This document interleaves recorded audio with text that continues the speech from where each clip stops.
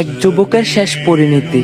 এক যুবক ছিল, বয়স খুব বেশি না, এই ধরেন 18 কি 19 হবে। দেখতে সুন্দর, স্বাস্থ্য ভালো, টাকা পয়সা, বন্ধু বান্ধব, গাড়ি বাড়ি সব ছিল, কিন্তু একটা জিনিস ছিল না, আল্লাহ তাআলার ভয়।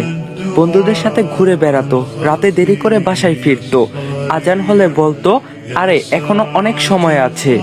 তার মা অনেক বোঝাতো, বলতো বাবা একদিন এই দুনিয়া ছেড়ে যেতে হবে, সময় থাকতে আল্লাহর কথা ও মৃত্যুকে স্মরণ করো।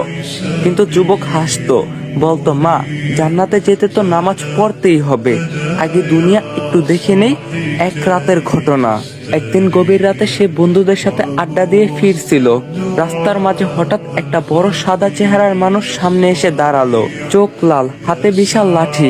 যুবক ভয় পেয়ে বলল, কে আপনি? তখন লোকটি বলল, আমি তোমার মৃত্যুর ফেরেশতা, আজ তোমার সময় শেষ। শুনে যুবক কেঁপে উঠল, না না না, আমাকে একটু সময় দেন, আমি নামাজ পড়বো, মাকে দেখবো। ফেরেশতা বলল, দুনিয়ায় থাকতে আল্লাহ তোমাকে 1000 বার সময় দিয়েছিল, এখন আর সময় নেই, মৃত্যু হলো। ঠিক সেখানে যুবক মারা গেল। লোক এসে জানাজা পড়ালো, কিন্তু অদ্ভুত ব্যাপার, জানাজার সময় আকাশ কালো হয়ে গেল, বাতাস থেমে গেল। কবরস্থানে নিয়ে যাওয়ার সময় এক বৃদ্ধ লোক এসে বলল, যে জীবনে নামাজ নেই, তাকওয়া নেই, তার জান্নাতও নেই, তার জন্য দোয়া করো, আল্লাহ হয়তো মাফ করবেন। কবরের ভয়ানক রাত, কবরের ভিতর তাকে যখন মাটি চাপা দেওয়া হলো, তখন দুই ভীষণ ফেরেশতা এসে বলল, তোমার রব কে, তোমার ধর্ম কি, তোমার নবী কে?